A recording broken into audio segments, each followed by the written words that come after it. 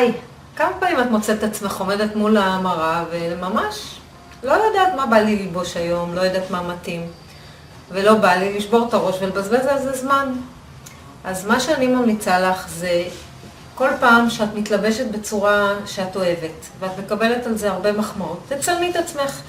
תפתחי לך ספרייה במחשב, תרכזי בה את כל התמונות של המראה שאת אהבת, ואם את נתקלת במצב שאת שוב מתלבטת ולא יודעת מה ללבוש, תפתחי את הספרייה במחשב, תעברי על כל התמונות, תבחרי את המראה שהכי בא לך עכשיו, וגמרנו, ואת לא צריכה לשבור את הראש.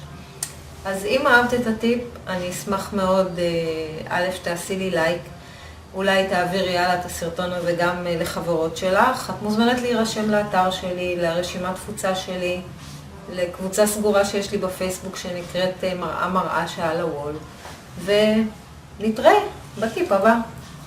ביי ביי. הנה אני אראה לכם לדוגמה איך זה נראה אצלי במחשב. יש לי ספרייה, נקראת נורית לוקים, ותמונות שלי, של איך שהתלבשתי, וכדי שאני לא אשכח. אותו דבר אתם יכולות לעשות או במחשב או בפלאפון.